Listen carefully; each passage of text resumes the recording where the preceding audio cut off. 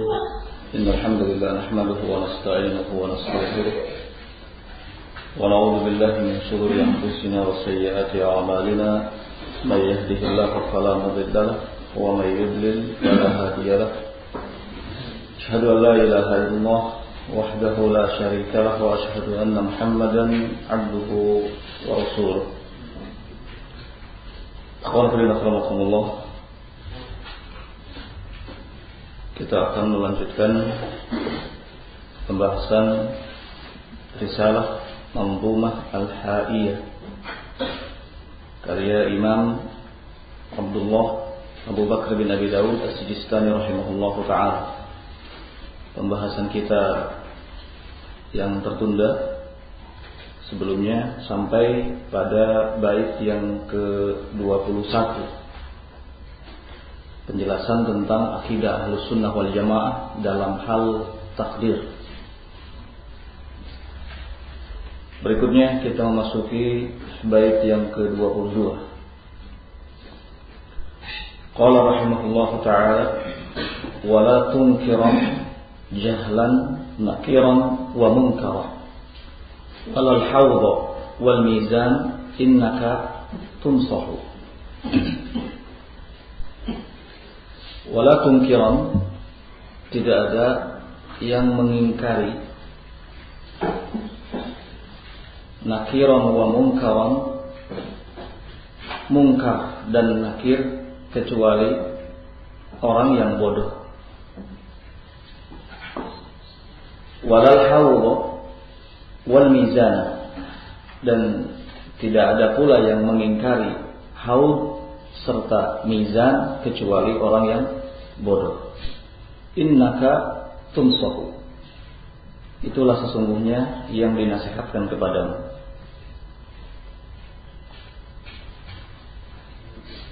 Pada bait yang ke-22 ini An-Nazim rahimahullah ta'ala akan menguraikan tentang hal yang terkait dengan keimanan kepada hari akhir.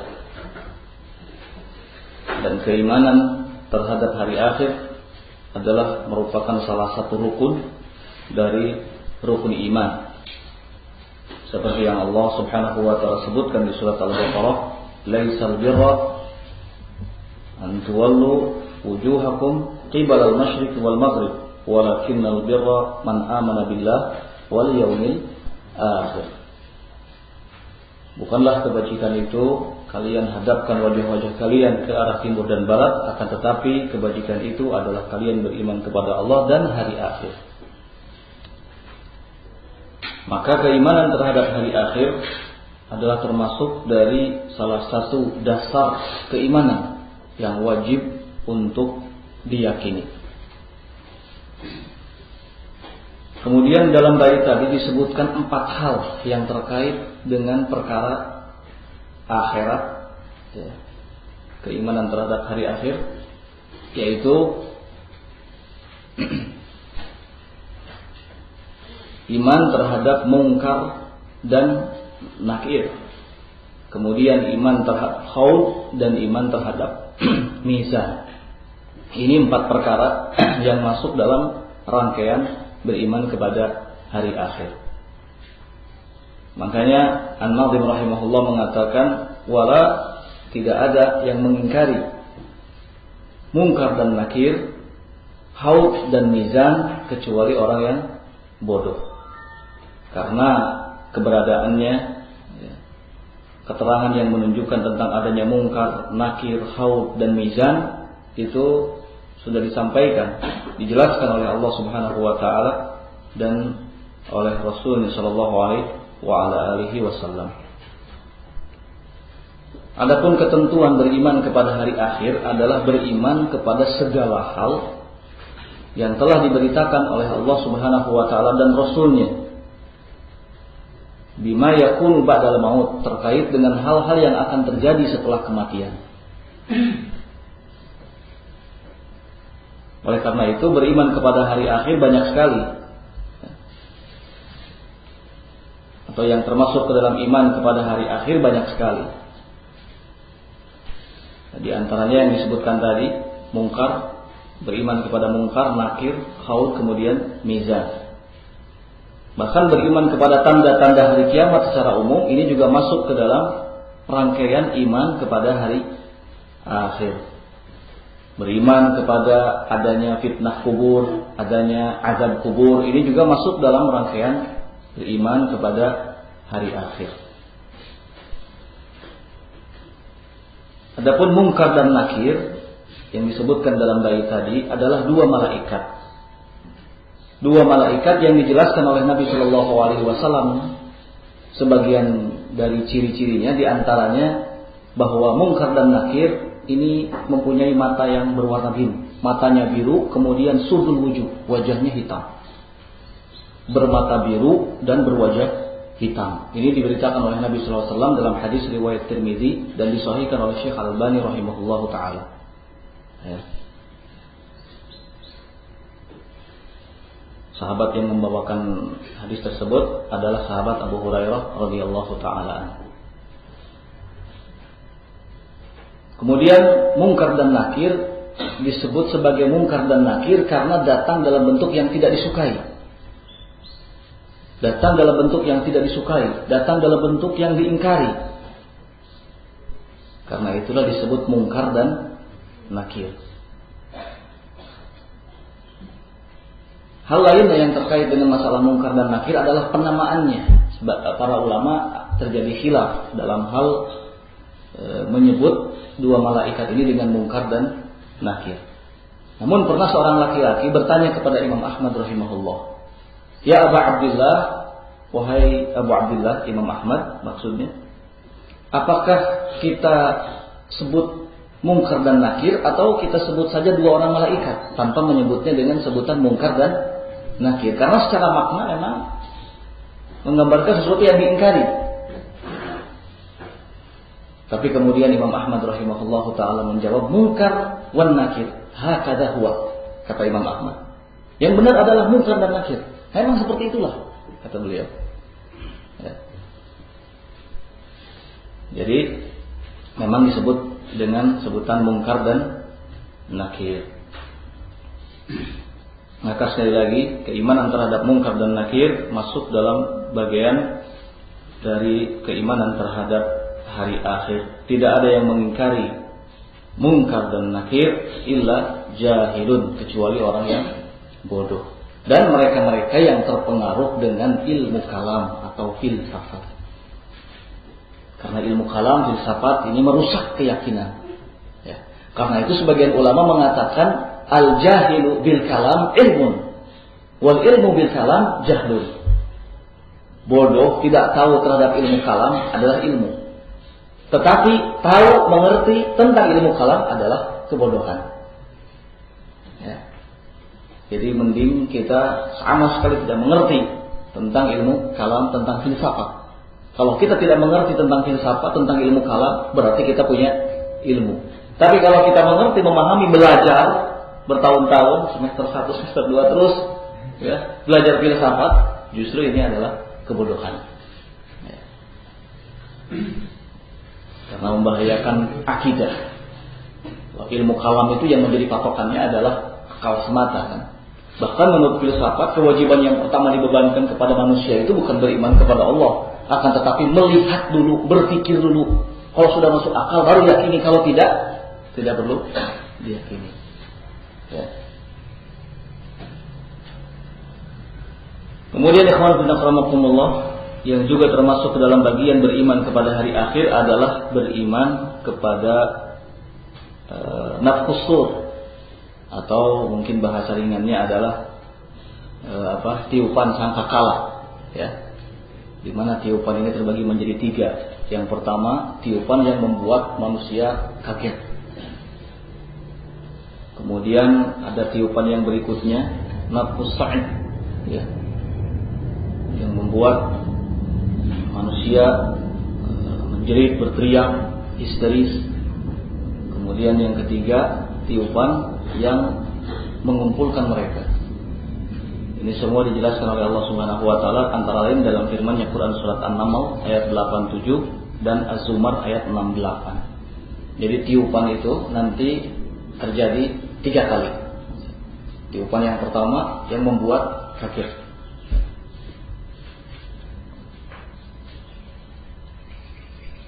Kemudian yang kedua yang membuat histeris, ya. Suara menggelegar, bergemuruh. Nah, tiupan yang kedua. Kemudian tiupan yang ketiga, tiupan yang mengumpulkan manusia.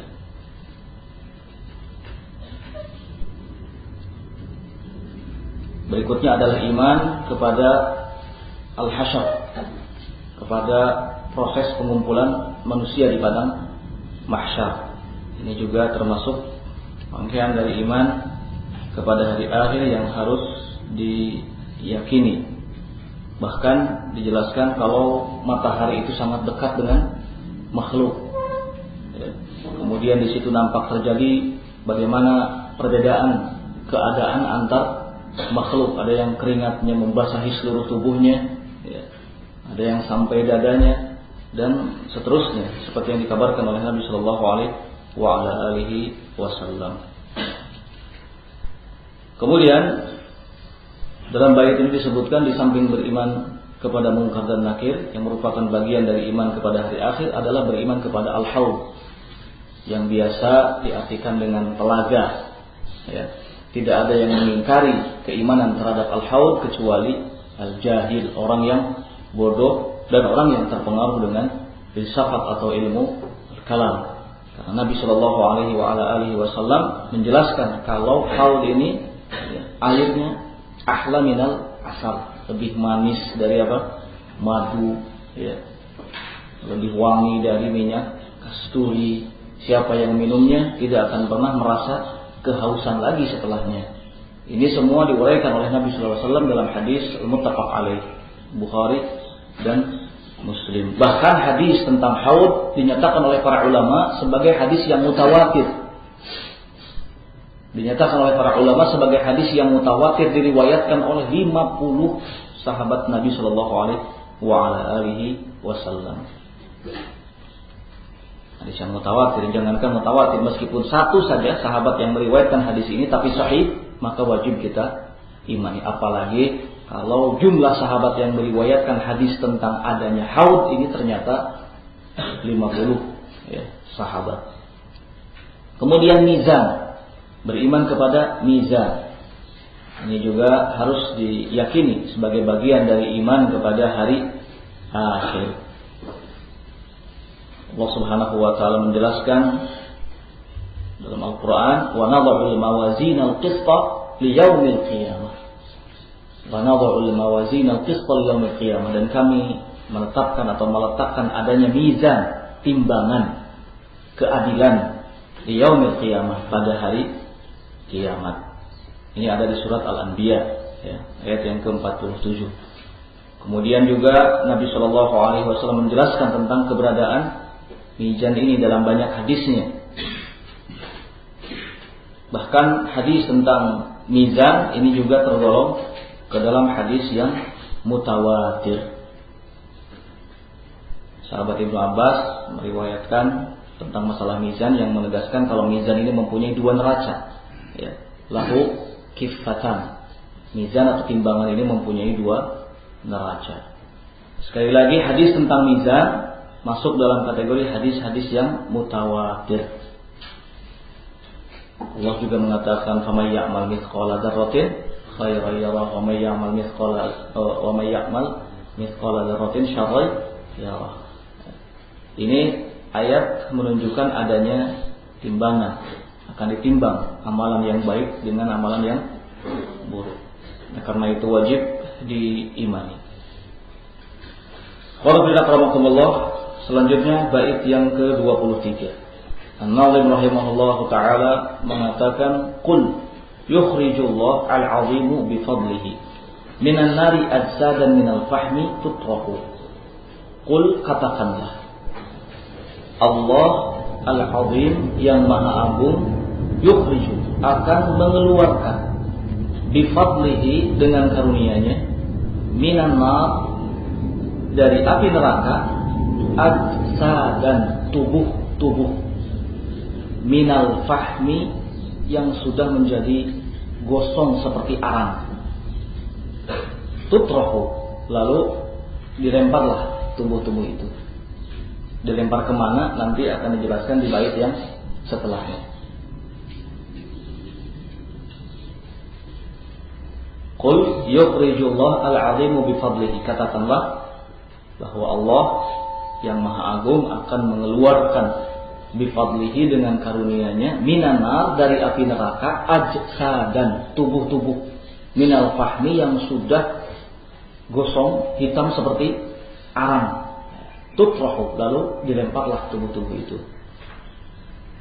Bait yang ke-23 ini menjelaskan kepada kita akidah Ahlus Sunnah wal Jamaah terhadap para pelaku dosa besar.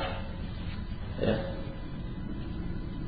Menerangkan kepada kita tentang akidah Ahlus Sunnah wal Jamaah terhadap para pelaku dosa besar dari kalangan ahli tauhid, di mana mereka meyakini kalau para pelaku dosa besar dari kalangan ahli tauhid yang mereka masuk ke dalam neraka terlebih dahulu disebabkan dosa-dosanya akan dikeluarkan oleh Allah Subhanahu wa taala dengan karunia-Nya.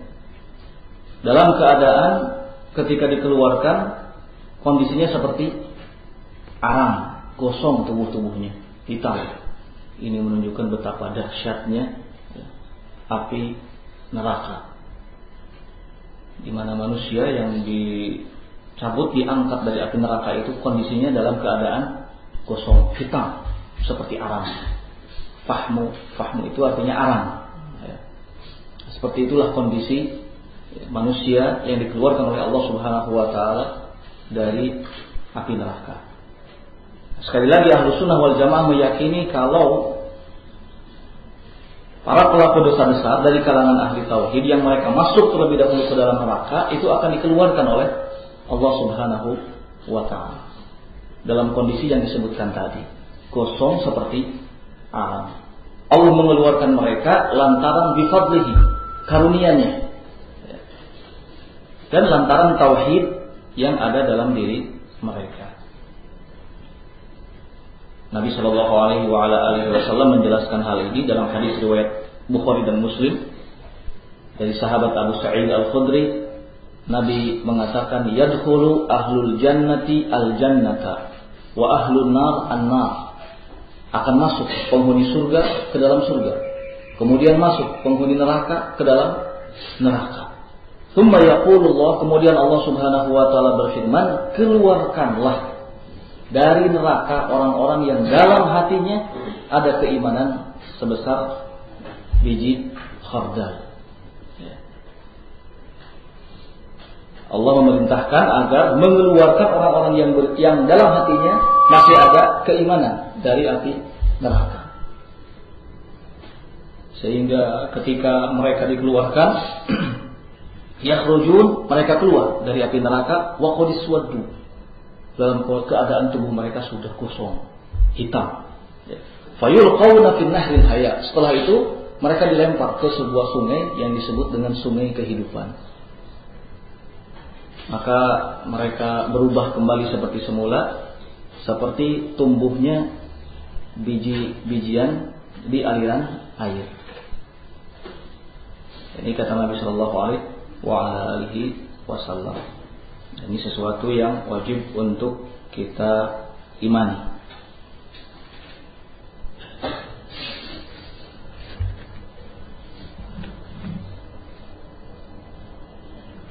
Berikutnya bait yang ke-24. Alam nahri fil firdausi tahya bimaihi kahibbi hamilis sayri idza jaa yatfahu. Alam nahri, ke sungai, fil firdaus, yang ada di surga Firdaus. Tadi sebelumnya di bait yang ke-23 itu ada kata-kata tutroh, ya, dilempar. Dilempar kemana? Sekarang penjelasannya. Alam nahri, dilempar ke sungai Firdausi, yang ada di surga Firdaus. Tahya bimaihi, sehingga orang-orang yang dilempar dilemparkan ke sungai yang ada di Firdaus itu tahya bimaihi, menjadi hidup kembali lantaran airnya. Maksudnya adalah kembali ke keadaan semula sebelum gosong, sebelum menghitam tubuh-tubuhnya. Kahibbi hamidis sail idza jaa yatfahu, persis seperti biji yang tumbuh di aliran air ketika biji itu mulai meninggi. Kalau biji itu kan kecil, kalau tumbuh mulai kelihatan ke atas. Nah, tubuh-tubuh yang dilemparkan dari api neraka ke sungai yang ada di Firdaus itu seperti itu. Mereka perlahan-lahan berubah dari yang tadinya gosong kepada keadaan yang semula sebelum gosong. Bait yang ke-24 ini masih ada keterkaitan dengan bait yang sebelumnya, yaitu berbicara tentang ahlul kabair, para pelaku dosa besar dari kalangan ahli tauhid. Tetapi dosa besar yang dimaksud di sini tentu saja dosa besar di bawah syirik. Dosa besar di bawah syirik. Karena Allah Subhanahu wa taala menyatakan dalam Al-Qur'an, "Innallaha la yaghfiru an yushraka bih wa yaghfiru ma duna dzalika liman yasha." Sesungguhnya Allah Subhanahu wa taala tidak akan mengampuni dosa syirik dan akan mengampuni dosa di bawah syirik. Bukan selain syirik, tapi di bawah syirik. Karena ada dosa selain syirik tapi seimbang, sejajar dengan syirik. Bahaya kalau kita bilang selain syirik. Yang benar adalah di bawah syirik. Ya. Kalau statusnya di bawah syirik berarti memang betul-betul di bawah syirik, bukan selain syirik. Ya.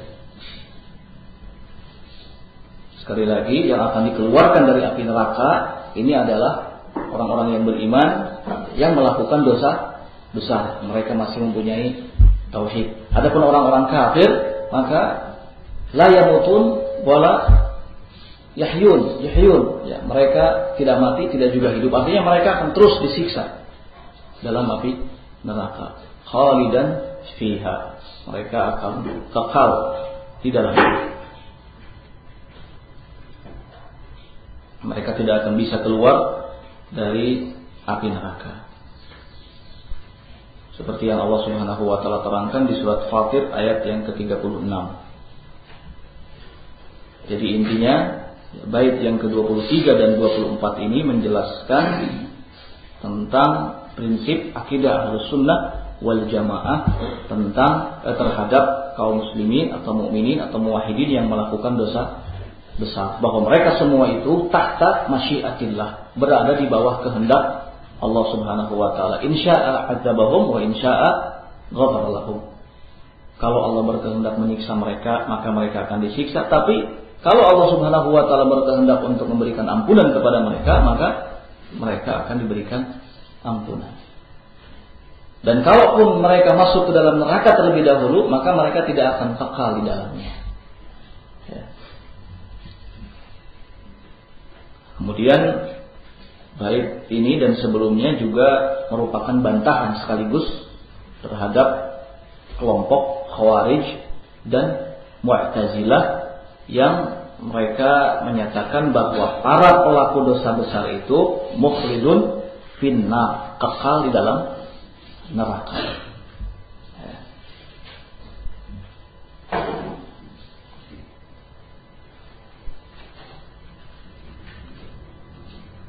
Bait berikutnya yang ke-25. Wa inna Rasulullah lal khalqu syafi'un wa qul fi 'adzabil qabri haqqun muwaddah. Wa inna Rasulullah la khalqun syafi'un. Sesungguhnya Rasulullah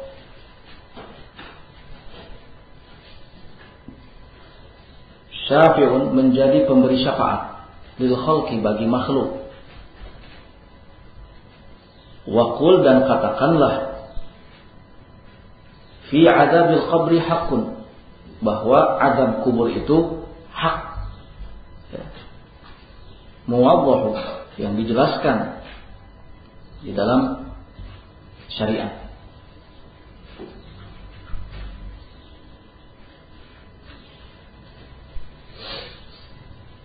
Bait yang ke-25 ini di dalamnya terdapat isyarat dari An-Nazim tentang hal yang berhubungan dengan syafa'atul uzma li Rasul sallallahu alaihi wasallam. Syafaat Rasul sallallahu alaihi wa ala alihi wasallam, dan syafaat ini diberikan kepada seluruh makhluk. Ini harus diyakini dan menjadi keyakinan ahlu sunnah wal jamaah tentang adanya syafa'atul uzma di Rasul sallallahu alaihi wa ala alihi wasallam. Bahkan para ulama juga menyebutkan kalau keterangan atau hadis-hadis tentang syafaat ini masuk dalam kategori hadis yang mutawatir, diriwayatkan oleh banyak sahabat seperti sahabat Abu Bakar, kemudian sahabat Ibnu Umar, sahabat Ibnu Abbas, sahabat Hudzaifah Ibnu Yaman, kemudian sahabat Anas bin Malik, dan banyak lagi dari kalangan para sahabat yang meriwayatkan tentang masalah syafaat.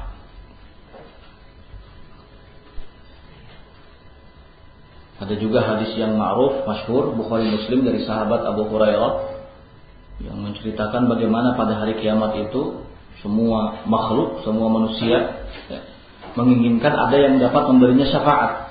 Mereka semua datang ke hadapan siapa? Adam alaihi salatu wassalam yang pertama. Kemudian tidak berhasil, Adam tidak mampu memberikan syafaat. Lalu datang kepada Nabi Nuh. Ya. Setelah itu juga Nuh tidak bisa memberikan syafaat. Kemudian datang kepada Nabi Musa. Setelah itu Nabi Musa juga tidak bisa memberikan syafaat. Mereka manusia ini datang kepada Nabi Ibrahim, ya, alaihi salatu wassalam. Kemudian setelah itu datang kepada Nabi Isa.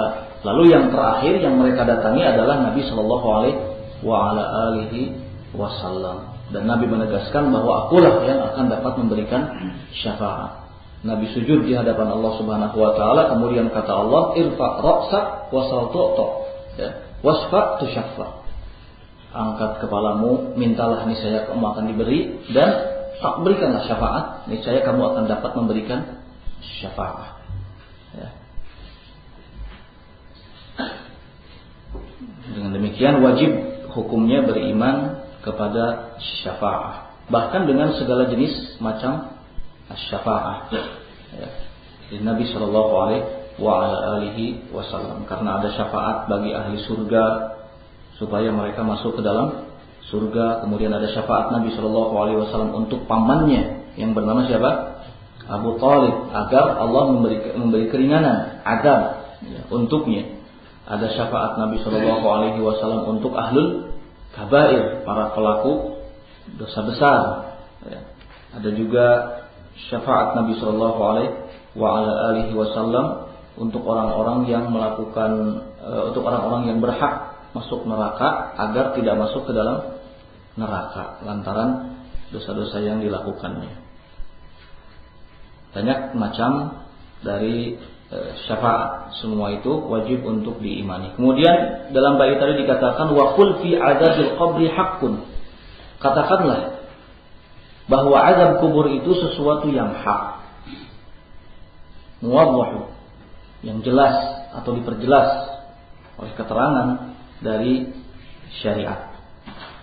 Salah satu ayat yang menyinggung masalah azab kubur adalah ayat yang ke-46 dari surat Al-Mu'min atau surat Ghafir. Ya. Itu salah satu ayat yang menyinggung tentang adanya azab kubur, harus diimani. Tadi sudah disampaikan bahwa keimanan terhadap azab kubur masuk dalam bagian beriman kepada hari akhir. Ya. Pernah Aisyah radhiyallahu taala anha dalam sebuah riwayat didatangi oleh wanita Yahudi. Ya, wanita Yahudi ini masuk, kemudian si wanita Yahudi ini menyinggung soal azab kubur. Maka Aisyah berkata kepadanya, "A'adzakillah min azabil qabri." Semoga Allah Subhanahu wa taala melindungimu dari azab kubur. Fasa'alat Aisyah Nabiya sallallahu alaihi wa ala alihi wasallam an azabil qabri. Lalu Aisyah secara khusus bertanya kepada Nabi sallallahu alaihi wasallam tentang azab kubur. Jawaban Rasul sallallahu alaihi wasallam adalah na'am, azabul qabri haqqun. Azab kubur adalah sesuatu yang hak, benar adanya. wajib untuk diimani. Ya. Dan setelah itu Aisyah radhiyallahu taala anha mengatakan bahwa aku selalu melihat Rasul sallallahu alaihi wasallam tiap kali selesai dari sholat beliau berlindung dari azab kubur. Riwayat tadi disebutkan dalam Sahih Al-Bukhari rahimahullahu taala. Kemudian dalam Musnad Ahmad secara khusus Nabi sallallahu alaihi wasallam mengingatkan kepada kita semua agar berlindung dari azab kubur. Ya ayyuhan nas ista'idu min azabil qabri. Kata beliau, wahai sekalian manusia, berlindunglah kalian semua dari azab kubur. Ya. Ini dalam Musnad Ahmad. Fa inna adzabal qabri haqqun. Karena sesungguhnya azab kubur itu sesuatu yang hak, benar adanya. Bahkan ketika kita tasyahud, salah satu doa yang dibaca adalah apa? Berlindung dari azab kubur. Ya. Idza tasyahada ahadukum falyasta'id min arba. Apabila salah seorang di antara kalian tasyahud, maka berlindunglah dari 4 hal. Di antara 4 hal yang disebutkan adalah azab kubur. Ya. Dari fitnah azab jahannam, dari fitnah azab kubur, fitnah kehidupan dan kematian, kemudian dari fitnah Masihid Dajjal. Jadi tidak lagi ada keraguan sedikit pun bagi kita semua ahlu sunnah wal jamaah untuk meyakini adanya azab kubur. Kemudian bait yang ke-26. Wala takfiran ahla salati wa in asaw fakulluhum ya'si wa dhul arsy yasfahu. Wala takfiran. Kalau di sini bait yang ke-26, berarti kalau di buku bait yang ke berapa? 29 ya, karena ada 3 bait yang sebetulnya bukan bagian dari bait tapi dimasukkan ke dalam bait ini. Wala takfiran ahlas salati wa in asaw fakulluhum ya'si wa dhul arsy yasfahu. Wala takfiran, jangan sekali-kali engkau mengkafirkan ahlas salati. Maksudnya adalah kaum muslimin. Wa in asaw, walaupun mereka melakukan kemaksiatan. Fakulluhum ya'si, pada dasarnya semua pernah melakukan kemaksiatan. Wadul arsy, namun pemilik arsy, siapa pemilik arsy? Allah Subhanahu wa taala, yasfahu, senantiasa memaafkan.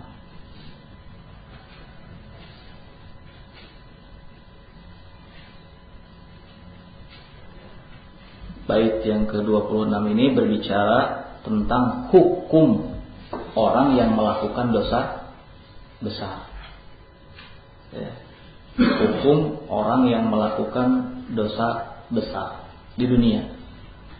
Kalau yang sebelumnya terkait dengan hukum pelaku dosa besar di akhirat. Ya. Kali ini hukum yang berkenaan dengan para pelaku dosa besar di dunia. Dan terjadi khilaf dalam persoalan ini ya. Maksudnya khilaf antara ahlus sunnah wal jamaah dengan ahlul bidah ya. Dalam persoalan hukum pelaku dosa besar. Ahli bidah yang dimaksud adalah al-khawarij dan mu'tazilah, kemudian murji'ah ya. Ahlus sunnah berbeda pandangan dengan mereka, dengan murji'ah, dengan mu'tazilah, dengan khawarij.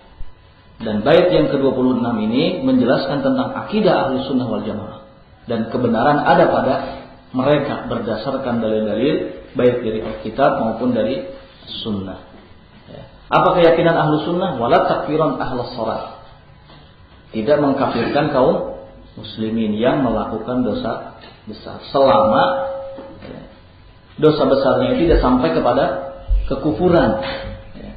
Tidak sampai kepada kekufuran. Nah, apalagi Nabi Shallallahu Alaihi Wasallam menyatakan man shalla sholatana wa akala dhabihatana ya wastaqbala qiblatana fahuwa muslim. Siapa yang sholat seperti sholat kita, memakan sembelihan kita, menghadap ke kiblat-kiblat kita, maka dia seorang muslim. Ya, dia seorang muslim. Belum lagi di dalam Al-Quran Allah Subhanahu wa Ta'ala banyak menyinggung tentang para pelaku dosa, ya, baik dosa besar atau dosa kecil, di mana Allah tetap menyebutnya sebagai orang-orang yang beriman. Seperti misalnya di surat At-Tahrim, ya ayyuhalladzina amanu tubu ilallah taubatan nasuha. Wahai orang-orang yang beriman, taubatlah kalian semua kepada Allah dengan taubat yang sesungguhnya. Orang-orang yang disuruh bertaubat di sini tidak saja orang-orang yang taat, ya, tidak pernah melakukan dosa, akan tetapi justru lebih cenderung diarahkan kepada mereka-mereka yang melakukan apa? Dosa. Ditujukan kepada mereka-mereka yang melakukan kemaksiatan.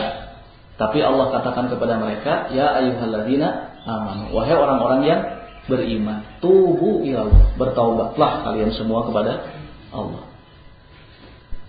Karena itu orang-orang yang beriman yang melakukan dosa baik besar maupun kecil tetap masih mendapatkan atau layak disebut sebagai orang yang beriman.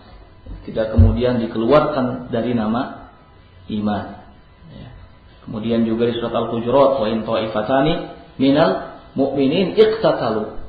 Jika ada dua kelompok dari kalangan kaum mukminin yang saling bunuh-membunuh, saling bunuh, ini termasuk dosa besar. Tapi Allah Subhanahu wa Ta'ala tetap menyebut mereka sebagai orang-orang yang beriman, menandakan bahwa memvonis kafir orang-orang yang beriman yang melakukan dosa besar adalah satu kesalahan.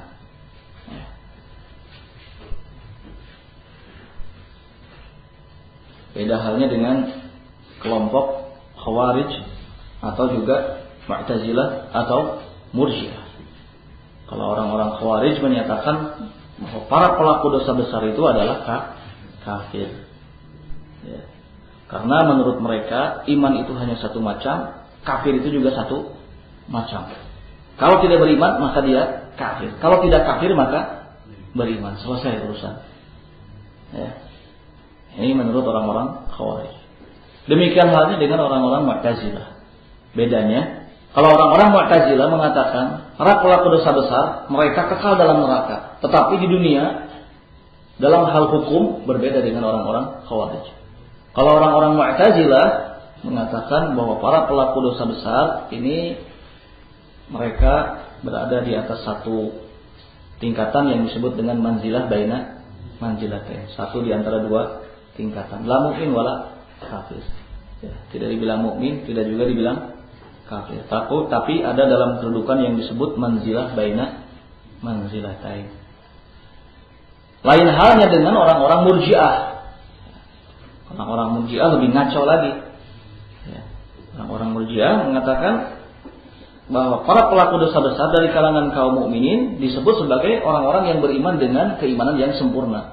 Nggak masalah dia minum khamr, tidak masalah berzina, tidak masalah melakukan segala dosa. Yang penting masih ada iman. Kalau masih ada iman berarti tetap disebut sebagai orang yang beriman dengan keimanan yang sempurna. Karena menurut mereka seperti nanti akan disinggung, la yadur al-iman ma'adzam. Dosa itu tidak sama sekali berpengaruh terhadap keimanan. Iman ada di satu sisi, dosa ada di sisi yang lainnya. Kalau orang yang beriman melakukan dosa tidak jadi masalah. Dia tetap disebut sebagai orang yang beriman. Bahkan sama keimanannya dengan orang yang sama sekali tidak pernah melakukan dosa. Ya. Itu Murji'ah. Adapun Ahlus Sunnah wal Jamaah keyakinannya seperti yang dikatakan tadi, bahwa mereka tidak mengkafirkan para pelaku dosa besar dari kalangan kaum mukminin selama dosa yang dilakukannya itu tidak sampai kepada tingkatan kufur. Kemudian dalam bait tadi disinggung fakulluhum ya'si, pada dasarnya semuanya bermaksiat atau pernah melakukan kemaksiatan. Ini sebagai isyarat kepada sabda Nabi sallallahu alaihi wasallam, kullu bani Adam khata wa khairul khata'in at-tawwab. Setiap bani Adam pasti pernah melakukan kesalahan dan sebaik-baik dari mereka yang melakukan kesalahan adalah bertaubat. Ya. kulluhum ya'si wa dzul 'arsy yasfah. Pemilik arsy senantiasa mengampuni.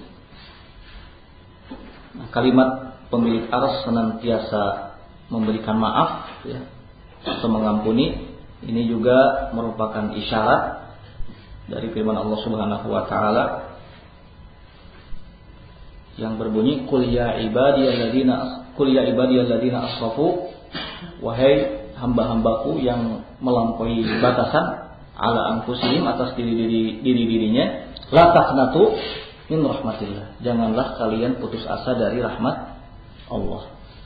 Kita tidak boleh putus asa dari rahmat Allah, karena Allah Subhanahu wa taala dzul 'arsy yasfahu, pemilik arsy senantiasa memberi maaf ya.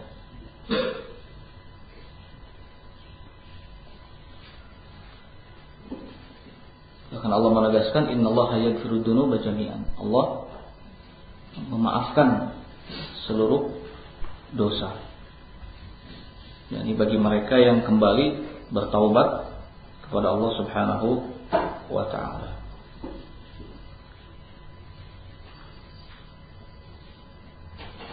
Bait selanjutnya, bait yang ke-27. Qala wala ta'taqid ra'yal khawarij innahu maqalun laman yahwahu yurdi wa yafdahu. Wala ta'taqid, jangan sekali-kali engkau berkeyakinan ra'yal khawarij, seperti keyakinannya khawarij.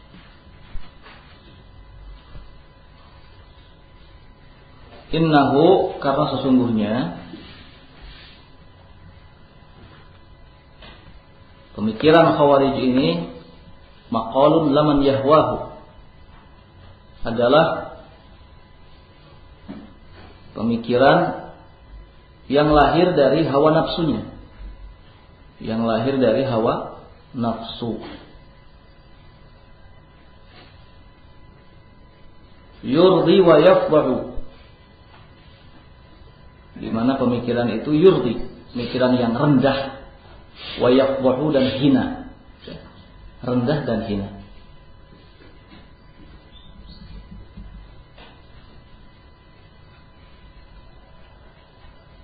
Pemikiran orang-orang Khawarij, pemikiran yang bersumber dari hawa nafsu, sehingga pemikirannya itu atau keyakinannya itu keyakinan yang rendahan dan hina. Semua itu lantaran tidak dibangun di atas kitabullah dan sunnah Rasul sallallahu alaihi wasallam. Di bait ini An-Nadhim rahimahullah mengingatkan kita agar tidak terjerumus ke dalam faham Khawarij. Mereka disebut Khawarij lantaran melakukan pemberontakan, di antaranya terhadap sahabat Ali bin Abi Thalib. Bahkan mereka menancapkan permusuhan yang kuat terhadap beliau. Kemudian juga mereka disebut Khawarij lantaran keluar dari sunnah, ya. Lantaran keluar dari sunnah dalam pemahamannya terkait dengan waliyul amr, terkait dengan penguasa, dan terkait dengan masalah-masalah lainnya. Banyak hadis, banyak keterangan yang isinya tahdir, peringatan dari Nabi Shallallahu alaihi wasallam tentang bahayanya paham Khawarij. Bahkan Imam Ahmad rahimahullah mengatakan waqad sahhat min 10 wujuh, min 10 aujuh. Kata Imam Ahmad rahimahullah, telah sahih hadis dari Nabi Shallallahu alaihi wasallam dari 10 sisi. Semuanya berisikan tahdir, peringatan dari bahayanya paham Khawarij, ya. Baik secara umum ataupun terkait dengan pemahaman-pemahaman mereka secara khusus, ya. Keyakinan mereka terhadap pelaku dosa besar, jelas tadi sudah kita katakan bahwa pelaku dosa besar menurut mereka keluar dari Islam, kemudian pada hari kiamat akan kekal di dalam neraka.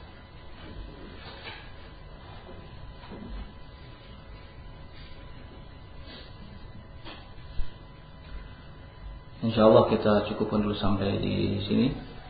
Subhanakallahumma wa bihamdik, asyhadu an la ilaha illa anta, astaghfiruka wa atubu ilaik. Walhamdulillahirabbil alamin.